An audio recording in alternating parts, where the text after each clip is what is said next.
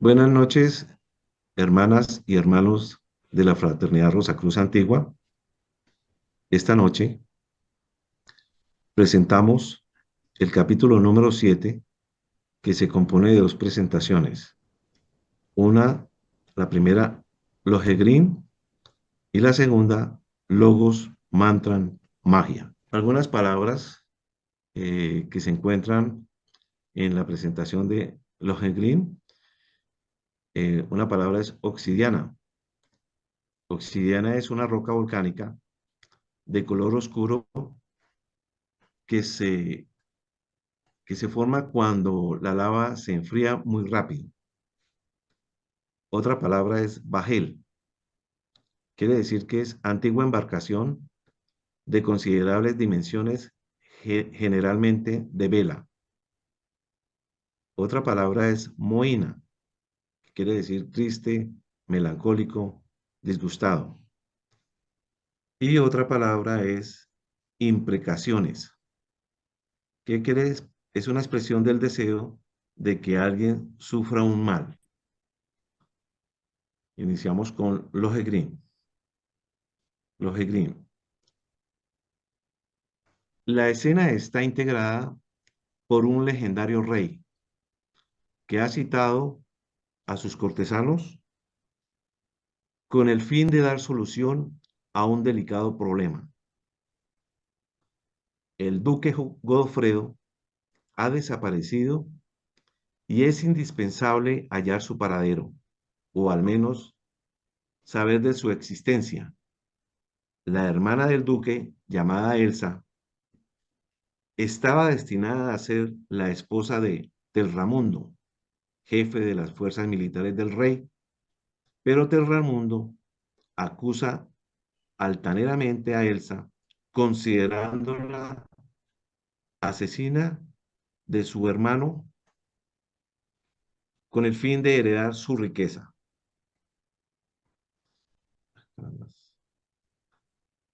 Terramundo se ha casado con Ortruda, dejando a un lado su interés por Elsa, a la que acusa de perversa. El rey le dice a Elsa que elija su paladín, pues Terramundo debe debatirse con el que ella elija, para que los dioses hagan justicia y en franca lid aparezca quien posee la verdad y cuál la injusticia.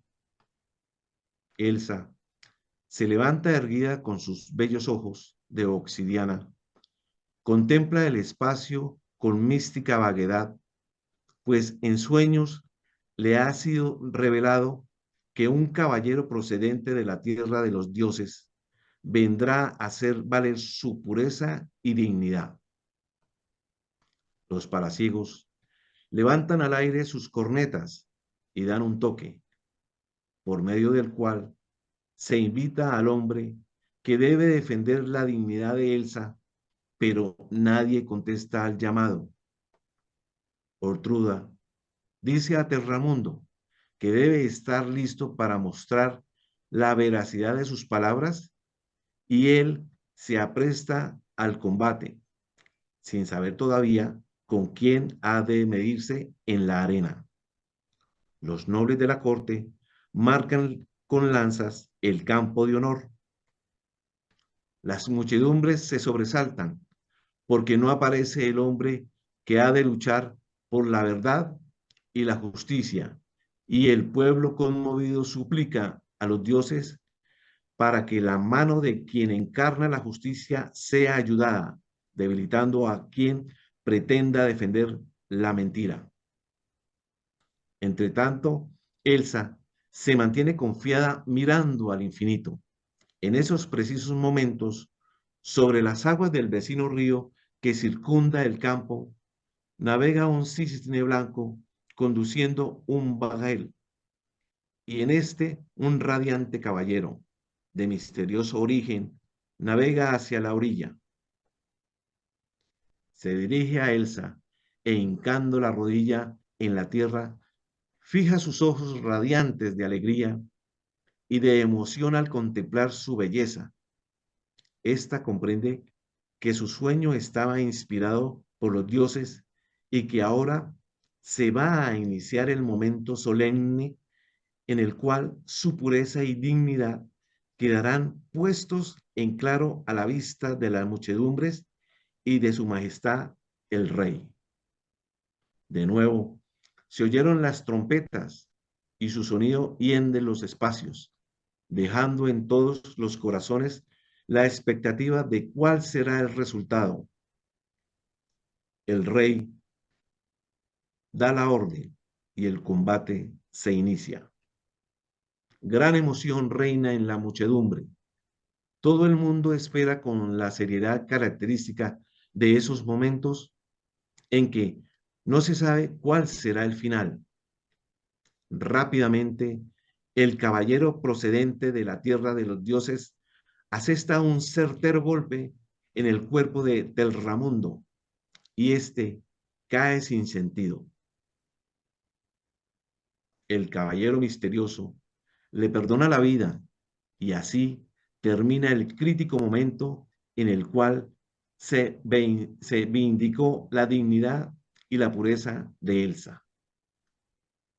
Acto continuo, el rey anuncia el matrimonio de Elsa con el caballero que ha defendido su honor y ésta da su asentimiento. El caballero, dirigiéndose a Elsa, le dice que él exige una condición y es que ella nunca le pregunte en su vida su nombre ni su origen. Ella bondadosamente acepta y todo queda convenido para que el día siguiente se verifique la boda.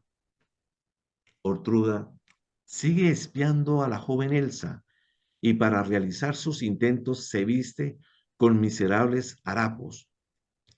La princesa, radiante de alegría, sale a caminar a la luz de la luna, a contemplar la belleza que la naturaleza le ofrece y a soñar con su dicha y su felicidad. Cuando así se halla abstraída, oye de repente que del bosque la llaman. Al escuchar su nombre, se impresiona. Entonces Sortruda, muy mohina, se aproxima pidiéndole protección y ayuda para que ella, para, para ella como para su esposo, pues se encuentran completamente deprimidos por su horrible derrota.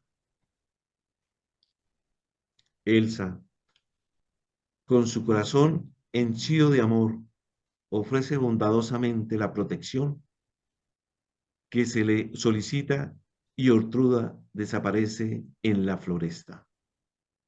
Al día siguiente viene la organización de la fiesta, en la cual Elsa y el caballero mensajero de los dioses recibe la bendición de su matrimonio en el templo del reino.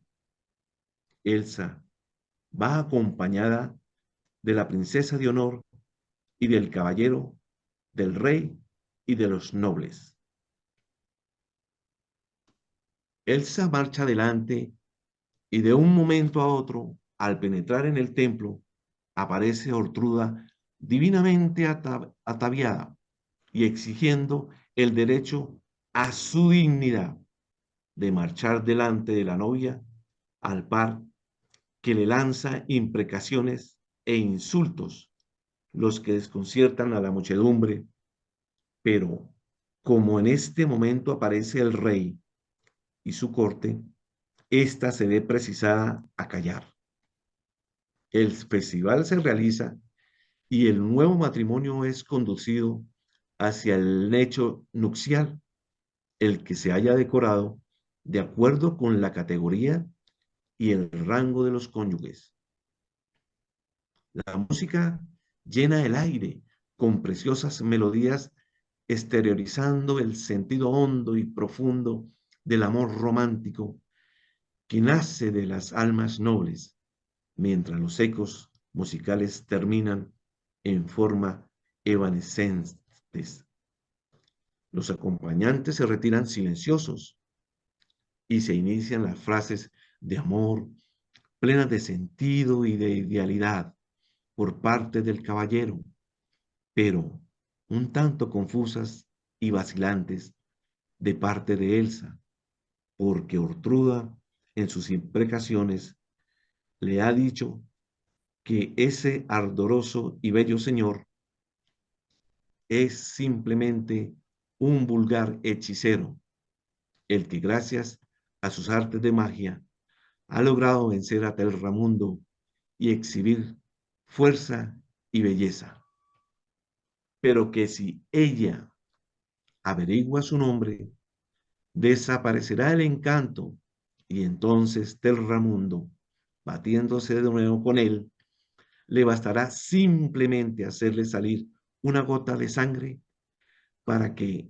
todo el prodigio de su fuerza desaparezca al instante, pues ella así lo ha aprendido en el estudio de la magia. Mientras las frases del caballero ensalzan la belleza de Elsa, y ésta en voz baja solicita como prueba de que su sinceridad que le dé a conocer su nombre y su origen. Aparece Telramundo con 4 hombres debidamente equipados para luchar y atacan por sorpresa al caballero, mas este por indicación de su esposa da un salto. Ella le alcanza su espada y de un solo golpe deja inerte al enemigo. Los hombres que le acompañaban se inclinan ante el vencedor y le ofrecen serle fieles por el resto de sus días. El caballero ordena llevar el cuerpo de Terramundo a presencia del rey, refiriéndole los acontecimientos. Entonces, el rey le cede el puesto de jefe de las fuerzas, pero exige que para sancionar el hecho, el caballero misterioso diga su nombre y origen. Ya no es posible ocultar, pues, más la razón de su misterio, y entonces dice: vengo de la tierra de los dioses, soy hijo de Parzival, quien guarda en la cima de una montaña sagrada el Santo Grial. Me llamo Lohengrin, soy caballero de la Divina Orden, y postrándose de rodillas dirige sus ojos al espacio. En ese momento un grupo de ángeles transporta el cáliz del Grial, tallado en esmeralda, del cual fluye una luz de naturaleza extraterrena. Las estrellas son pálidas frente al esplendor del Grial. Las nubes toman irisados colores y el espectáculo se hace solemne, divino y magnífico. Ortruda dice que Godofredo, encantado por su magia, fue convertido en cisne y que éste era el que conducía la nave del caballero, que su magia es más poderosa que la del Grial, y que si el caballero hubiera durado más tiempo en la corte del rey, ella hubiera podido desencantar a Godofredo y convertirlo en el joven bello y muy arrogante que había sido. En estos momentos, una paloma, surgiendo del cáliz misterioso, voló hacia el caballero y la nave. Lohengrin extendió su mano al cisne y éste se transformó instantáneamente en lo que había sido, en el caballero Godofredo, hermano de Elsa. Lohengrin se inclinó devotamente para despedirse de Elsa y decirle que su amor físico había sido imposible, porque el misterio de su divino origen había sido conocido, pero que la amaría eternamente. La paloma tomó la conducción de la nave y las aguas del río se empezaron a agitar graciosamente. mientras la nave de Godofredo desaparecía en el horizonte. Elsa despedía a su amor y en un éxtasis místico cayó desmayada y su corazón no latió más. En esa encantadora leyenda es simplemente el aspecto espiritual que toma el amor en su sentido femenino, cuando los encantos de Klingsor del sentido material del mismo ya no tiene influencia, de tal suerte que en el alma de la mujer existe aquella grandiosa dualidad de lo espiritual y lo físico, en franco y definido conflicto. Y cuando triunfa lo espiritual, fenece lo físico. En esta leyenda del folclore celta tenemos la interpretación de las luchas del alma por lo espiritual y lo físico, bellamente encarnados en Kundry y en Elsa.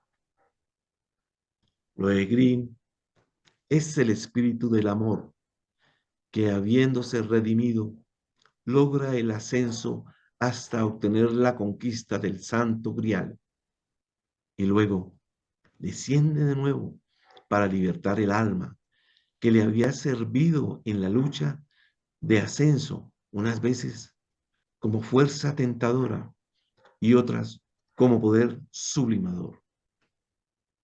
Con euforia inconcebible, el maestro Huiracocha llamó la atención sobre la importancia de conocer el folclore de los pueblos en cuyas viejas tradiciones se ocultan preciosas verdades de orden espiritual y trascendente.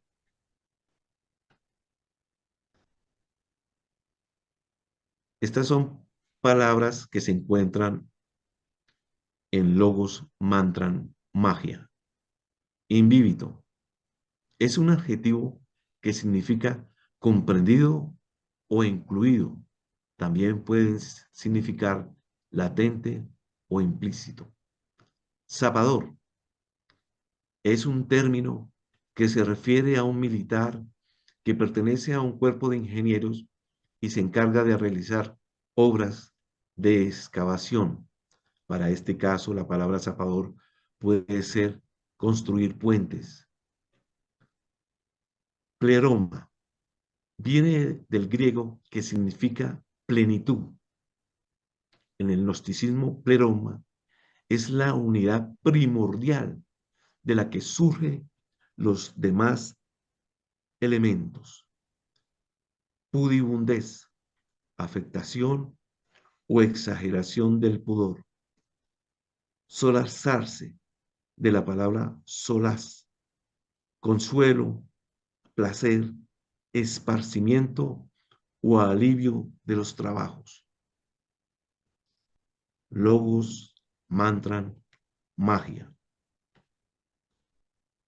El maestro Viracocha fue invitado a la Sociedad Teosófica y allí dictó una bella conferencia sobre logos.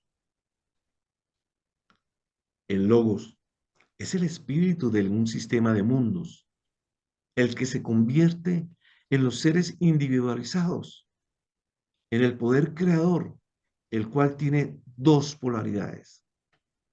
La una, la posibilidad de generar nuevos seres para perpetuar la vida manifestada y la evolución. Y la otra, el de elevar cierta cantidad de energía creadora para perfeccionar en tiempo y espacio el cerebro y la laringe, instrumentos de exteriorización del poder del logos en palabra y pensamiento. El cerebro se convierte en un instrumento de la mente y la laringe sirve para expresar el pensamiento en ideas y sonidos, o sea, la palabra organizada e inteligente representa uno de los aspectos más extraordinarios en la evolución del hombre. Pocas personas se detienen a pensar lo que significa el hecho maravilloso de que el ser humano pueda exteriorizar en sonidos palabras organizadas, lo que siente y piensa. San Juan, en su Evangelio, dice en el primer versículo, en el principio es el verbo es con Dios y el verbo es Dios. Quien medite seriamente en el sentido esotérico de este versículo del auténtico cristianismo, que es ciencia de la vida y no creencia, se dará cuenta de que en los evangelios se estudian las fuerzas de la naturaleza expresadas a través de la entidad humana y que uno de los poderes ostensibles en el cual se manifiesta el logos es en la palabra. El fiat espermático del primer instante generatriz quedó invívido el poder de la vida y de la palabra. El orador fue exponiendo paso a paso todo el proceso que ha seguido la evolución de la vida hasta convertirse en palabra. La palabra es en sí misma la expresión del logos y la posibilidad de que el poder de la idea sea transferido de una mente a otra, de una a otra personalidad, y así van circulando en tiempo y espacio las enseñanzas que los grandes seres dieron a la humanidad y se convirtieron así en pan de vida espiritual. La palabra, expresión del sonido, es una sublimación de la energía creadora, donde se puede descubrir verdaderamente el estado interno de quien exterioriza la idea en el sonido. El cantar de las aves es sencillamente la exteriorización de sus sentimientos y así ellas tienen su propio lenguaje para entenderse, el lenguaje del sonido que encarna el sentido que lo inspira. Las madres de los polluelos expresan el sentimiento de protección que incumbe a su peculiar función maternal. Cuando un enemigo se acerca al nido, que ella protege y defiende con coraje inusitado. Igualmente, las aves cuando sienten la inspiración del amor, cantan a su pareja para encantarla, para atraerla. Los ganados en las dehesas o los bramidos expresan igualmente sus emociones de alegría, de tristeza, de dolor o de celo, según el sentimiento que les embarga. Todo aquello demuestra cómo el alma, el sentir, se exterioriza a través del lenguaje. El lenguaje ha venido logrando su perfección en el curso de las edades y la cultura se ha perpetuado realmente por el poder del mismo, por el sonido y modo de expresar la idea a través del lenguaje. Se descubre la capacidad y cultura del individuo. Las personas que carecen de ideas se exteriorizan en emociones y entonces caracterizan situaciones de animalidad, la cólera, el odio, la envidia. Son fuerzas que en las personas de poca cultura en materia de lenguaje constituyen un serio peligro.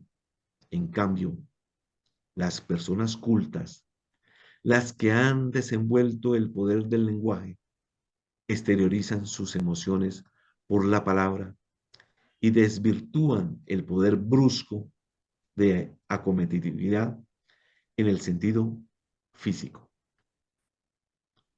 La cultura de los pueblos se juzga siempre por sus creaciones artísticas, pero una de las expresiones del arte, donde la esencia del sentir y del pensar se hacen ostensibles, es en el lenguaje. La cultura occidental es hija de la cultura griega y los griegos supieron manejar la forma del lenguaje y la llevaron a tal grado de perfección que la humanidad occidental lo sigue teniendo por modelos en el pensar. El lenguaje logró la expresión en la figura, ya sea a través de los idiomas, que no son sino una objetivación maravillosa de las ideas, ha venido constituyendo la razón de ser de la tradición. Lo escrito es ciertamente una tradición silenciosa, pero no menos elocuente. Esta elocuencia de la idea impresa es el resultado de la coordinación del pensar con el lenguaje, hasta que al fin se convirtió en idioma. Y así, cada letra resulta ser simplemente el símbolo de la modulación de un sonido, exteriorización de un sentimiento, de un pensamiento, de una emoción llevada al mundo de las ideas. La primera letra de casi todos los alfabetos del mundo, con excepción de unos dos, es la A. Y esta vocal es siempre la expresión de una exclamación, de una sorpresa o de una admiración. Estas son sensaciones completamente espontáneas del alma humana que al fin se exteriorizan en sonido, y por eso este obtuvo su representación objetiva para la impresión de la idea en esta letra. De tal suerte que la cultura transmisible se opera siempre por el lenguaje, el que vino a ser impreso al principio de la evolución en piedras, ladrillos, cortezas de árboles y por el último en la estilizado papel de los momentos actuales. Todo esto como consecuencia natural de la evolución de la palabra, la cual fue apropiando modos de conservarse en el silencioso lenguaje de los escritos. En el folclore de todos los pueblos se conservan bellísimas leyendas de naturaleza milenaria, las que se han venido transmitiendo de labios a oídos, y así el poder del lenguaje encarna la tradición espiritual de la humanidad.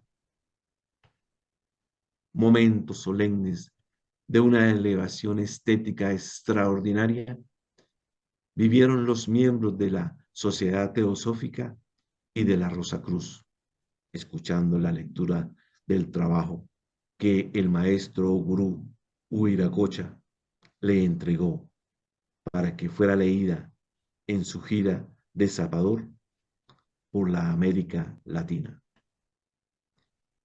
Era muy difícil que los jóvenes estudiantes pudieran llegar al meollo mismo de las ideas. El orador sentía lo que decía y su aura fue tomando un color violáceo que inundó el ambiente, y las 60 o más personas reunidas en el salón pudieron ver objetivamente y concretamente el color del aura del iniciado. El espíritu de la conferencia se vino a objetivar cuando aparecieron en escena Isis y Osiris. Isis representa la naturaleza y Osiris, el espíritu del logos solar que lo fecunda, produciendo a Horus, el verbo, el lenguaje, la palabra. Horus alienta en el pleroma y a medida que el germen se desarrolla, aparece el hijo. En el hijo arde la llama de la vida y cuando el vigor juvenil se exterioriza, nace la palabra. La palabra es fuego, es calor, es vida. Horus resulta pues ser el poder del verbo creador y la maravillosa capacidad de elevar o degradar el fuego de la vida.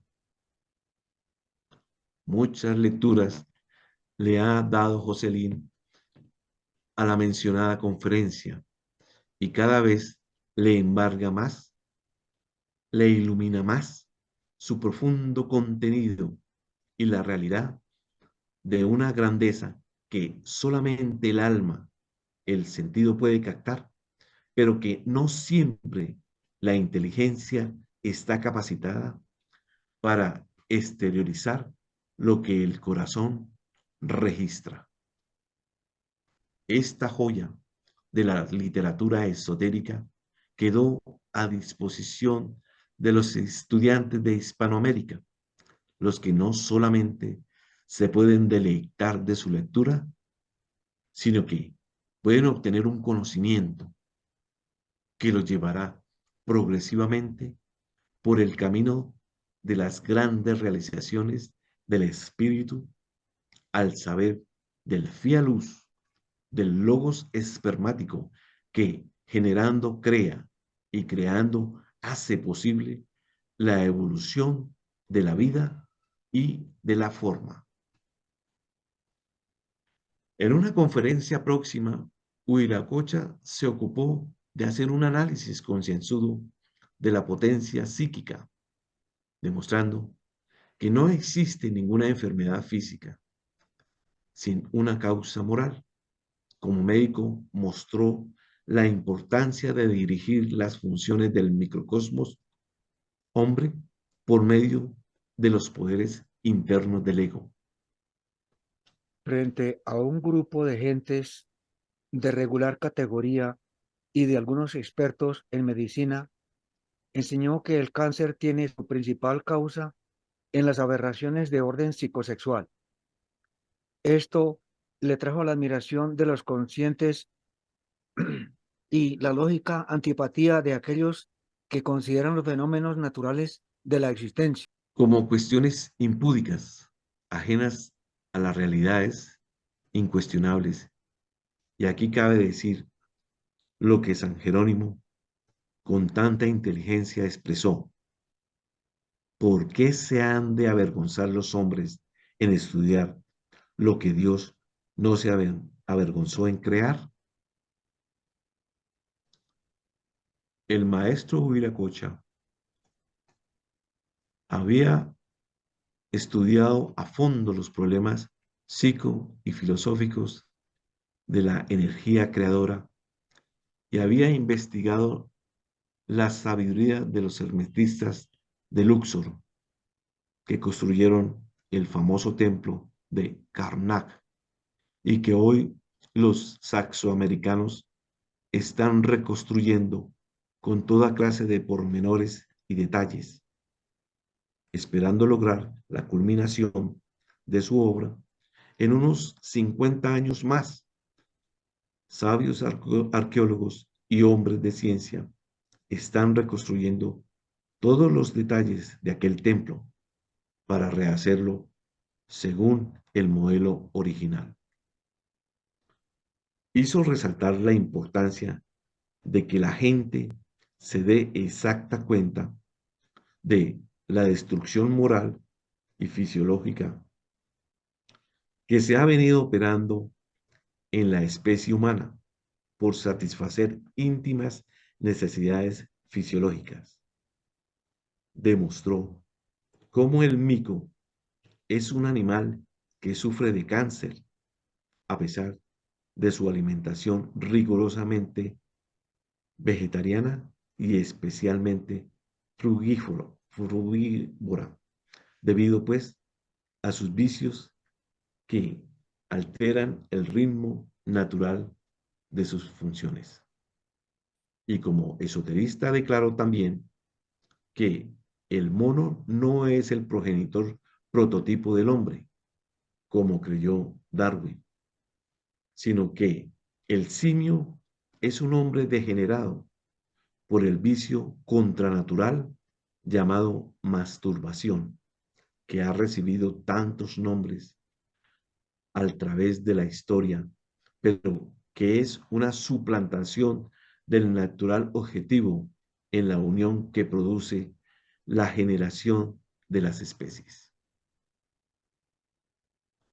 Dijo que en México existía una palmera Pachira macro carpa, que es una efectiva medicina para la cura del cáncer.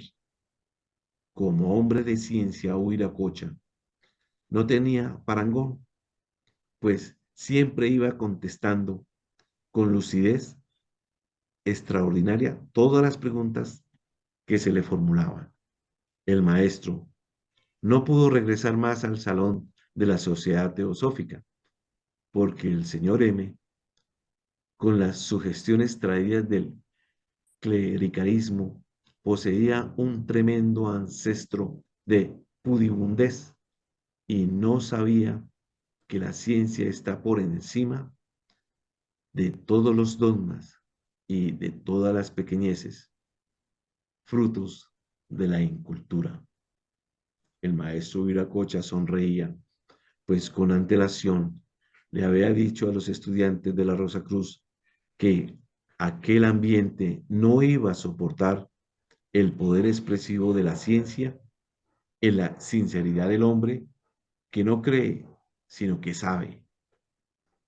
Las siguientes conferencias fueron dictadas única y exclusivamente para estudiantes de la Rosacruz, de una población aledaña a la ciudad de Bacatá. Le fue traído un hombre que tenía 17 años, padecía un dolor constante de cabeza, el que no se calmaba un poco, el que se calmaba un poco con el uso de analgésicos. El maestro colocó sus manos sobre la cabeza del paciente, oró místicamente al Logos y el enfermo quedó curado radicalmente. Muchas curaciones verificó el iniciado en gentes consideradas incurables. A las 10 de la mañana de un día cualquiera, de aquellos que circulaban, como siguen circulando en el espacio-tiempo, el maestro fue llamado para visitar una enferma, la que hacía 8 años se hallaba paralizada.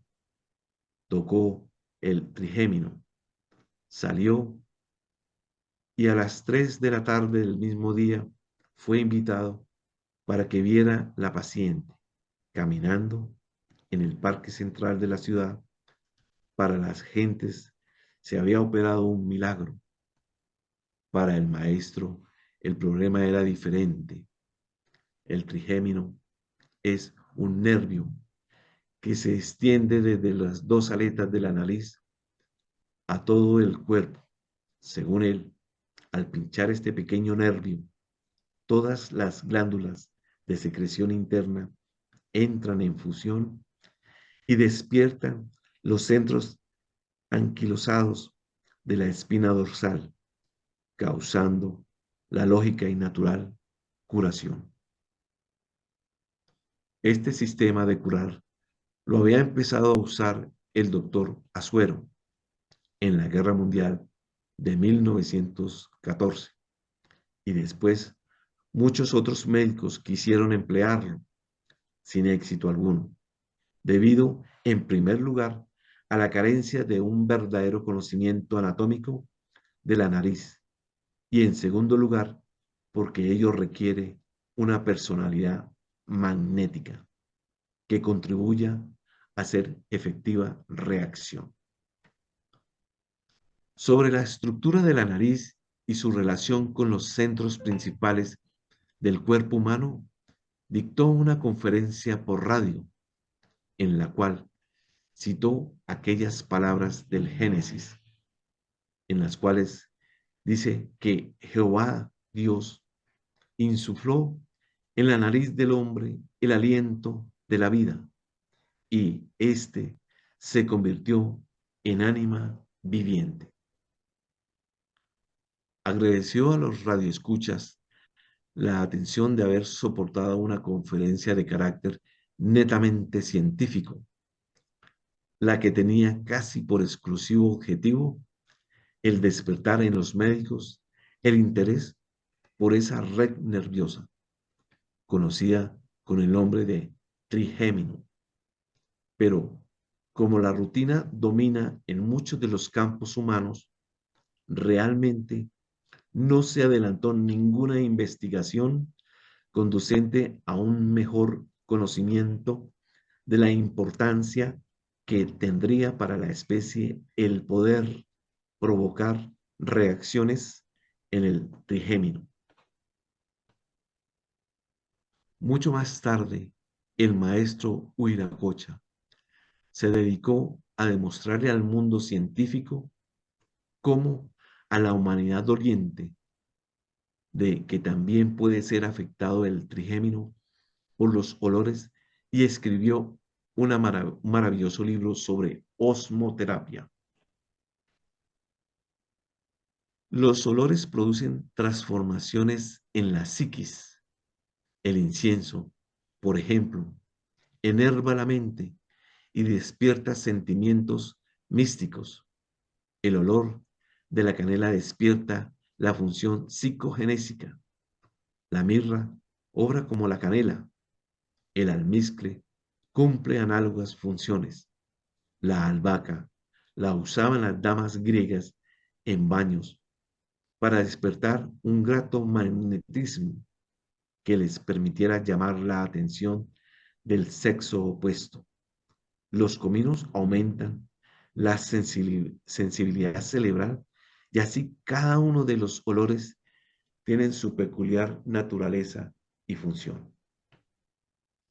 Francia se ha especializado en la producción de perfumes para hacer grata la convivencia entre los sexos en las reuniones sociales.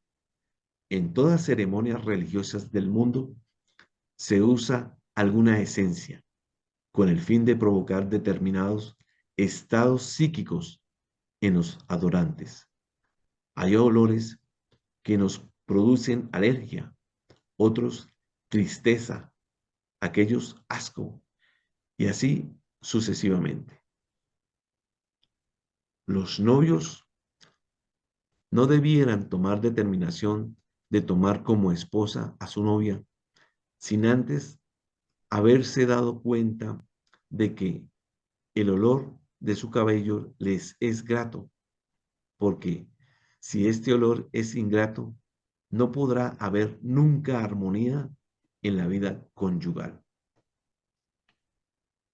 Este es el capítulo verdaderamente maravilloso que deja un campo abierto de investigación para el conocimiento de lo que es y significa el olor como elemento reactivo de las funciones trigeminales. Más tarde, el maestro Huiracocha escribió una obra sobre osmoterapia, más extensa que la primera, y la dejó inédita, la que aparecerá con el título de Opus Magna. Las instrucciones para los que se afiliaron a la Rosacruz fueron dadas personalmente por el maestro, estudiando cada caso particular. Una verdadera conmoción social se produjo en Bacatá con las conferencias del instructor. Al par que el maestro Huiracocha dictaba conferencias en un teatro de la ciudad, Un orador árabe lo hacía en otra localidad. Y entonces el reportero de la prensa, al escucharlos a ambos, dijo: dos hombres de gran cultura visitan la ciudad. El uno exterioriza ideas muy propias para la incipiente juventud. Sus pensamientos, análogos a los del doctor Marden, servirán de mucho. En cambio, hablar de Huiracocha es otra cosa. En su verbo elocuente bailan todas las ciencias. Este elogio se ajusta en un todo a la realidad. El maestro no solamente poseía aquellos conocimientos universales que se relacionan con el clasicismo de las ciencias, sino que además era un profundo conocedor del alma humana y de los aspectos esotéricos de la existencia. Estando una tarde de paseo, el amigo Ferro le dijo al maestro que si le podía hablar de la gnosis, a lo que él contestó: la gnosis es indudablemente la razón de ser de la sabiduría humana, pero si usted quiere escuchar un discurso acerca de este sagrado tema, pregúntele a Vela. El señor Ferro no lo dejó para más tarde. Pasó inmediatamente y se colocó al lado de la señora Veleda y le hizo la consabida pregunta: ¿qué es la gnosis? La bondad de la señora Veleda era algo extraordinario. Al pie de esta santa mujer, el más insensible captaba la pureza del aura de aquel que verdaderamente trabaja en las esferas internas del ser. Con dulzura peculiar, la señora Veleda se pronunció el más bello de los discursos sobre el misterio de la gnosis. En las tumbas de los faraones se encontraron semillas de trigo, las cuales habían sido preservadas de la acción del tiempo, envolviéndolas en una sustancia gelatinosa. Estas semillas, al ser puestas por los arqueólogos en terrenos apropiados, crecieron y se multiplicaron. He ahí el poder de lo divino oculto en la semilla. La semilla es la condensación o coagulación del espíritu universal expresado en la forma. Si tomamos una semilla cualquiera natural y la ponemos en la planta de la mano y luego empezamos a ver que allí se encuentra latente el poder de la vida, y para convencernos de ello, idealmente imaginamos que ella es puesta en la tierra fecunda. Entonces el magnetismo de Gea facilita el despertamiento de la semilla y entonces, oh milagro, se empieza a multiplicar las células, crece el germen, se abre el campo hacia la luz, llega a la periferia de la Tierra. Millones de átomos se mueven con increíble celeridad. Las células se multiplican, las hojuelas se expanden y el tallo crece. Aparecen ramas, hojas en abundancia, botones, flores, semillas en los frutos que han de servir para alimentar las aves, animales y hombres. Las nuevas semillas caerán sobre la tierra fecunda y los nuevos seres con nueva vida irán poblando la tierra y así hasta el infinito. He ahí el misterio de la vida. El practicante de lo esotérico debe solazarse en las internas contemplación de esos prodigios, fenómenos que pasan completamente inadvertidos para millones de gentes. Debe comprenderse el sentido espiritual que ello encarna. Debe conscientemente gozarse el, el espectáculo,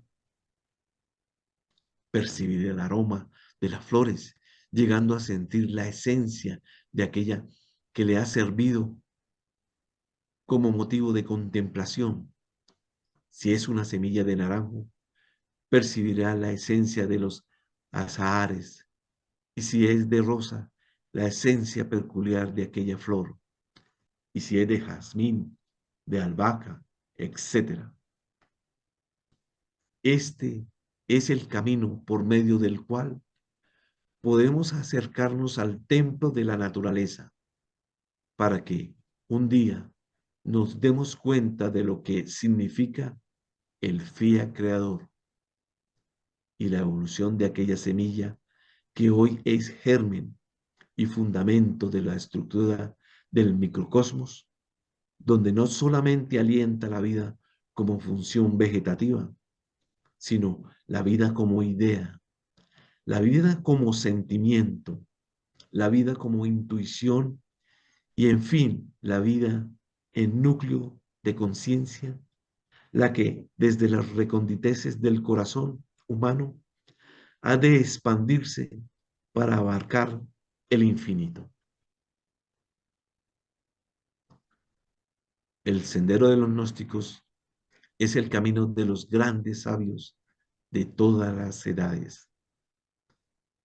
Cuando la señora Veleda había terminado de hacer su exposición, estaba totalmente transfigurada, pues sus palabras no surgían del cerebro, sino que emergían de su amante corazón.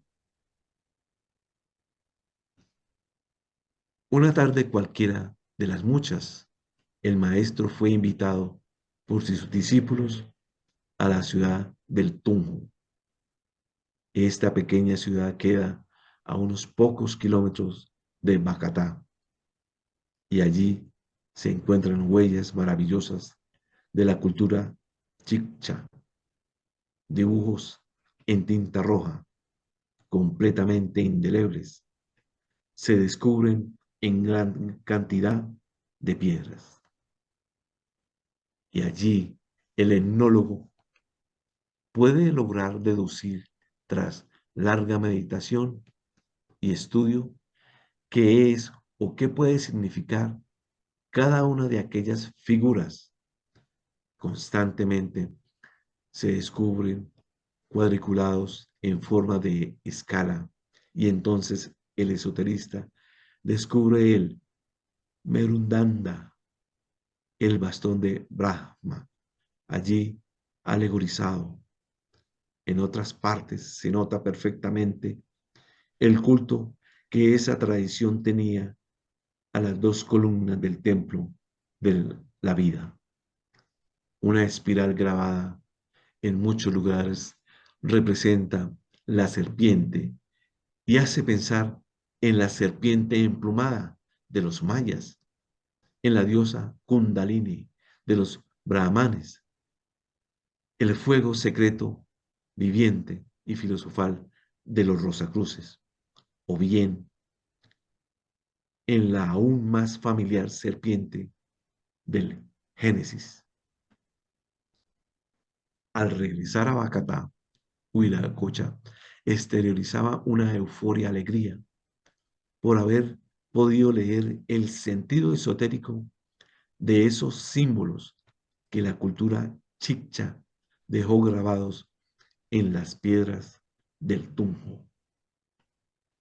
Los días siguientes fueron dedicados a instruir y a mostrar con su propia personalidad lo que significaba ser espiritual.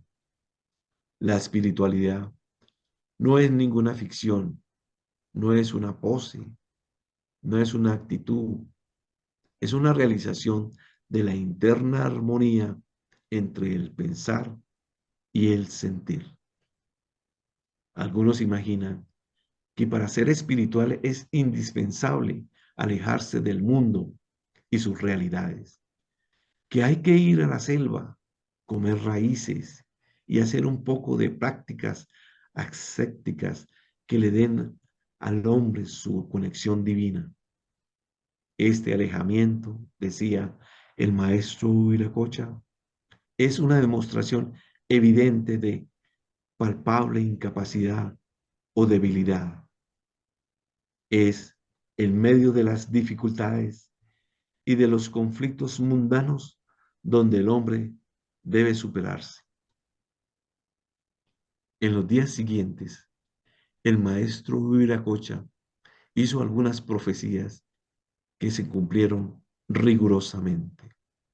Al hermano Roballo le dijo que en 3 años más tarde debía cuidarse en determinada fecha, dato que el citado señor anotó en su libreta, pues le anunciaba que ese día precisamente estaría expuesto a un accidente de tránsito. El señor Roballo estuvo pendiente durante algunos meses, pero como el tiempo era largo, olvidó la cuestión. Pasaban los días y las horas, y al fin el maestro Huiracocha tenía que marcharse para continuar su gira de divulgar de la filosofía Rosacruz. El señor Ferro viajó con el maestro hasta una estación próxima a la capital y allí presenció algo verdaderamente maravilloso. El maestro lo llevó a un campo muy hermoso, cultivado de café, y le dijo muy amablemente que si quería escuchar el sonido astral que producen los elementos, pero que él iba a objetivar haciéndole oír los que toman parte activa en el crecimiento de los vegetales, en su multiplicación, floración, producción de semillas, frutos, etcétera. El maestro se recogió en sí mismo y oró en ese preciso momento.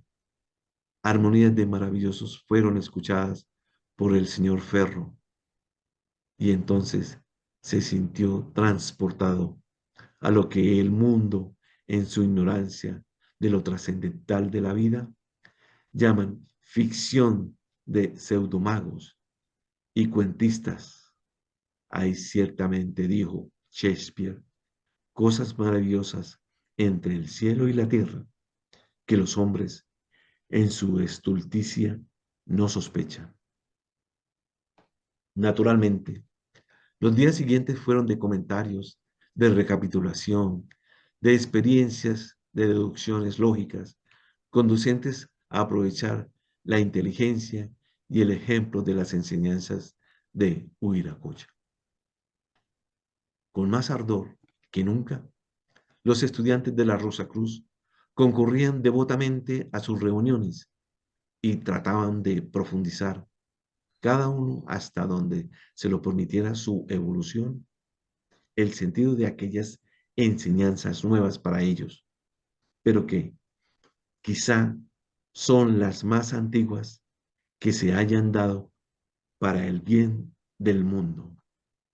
Los meses circularon y cualquier día Jocelyn encontró un folleto en el cual se hacía presente otro verdadero mago. Y aquí entra un capítulo más de la historia.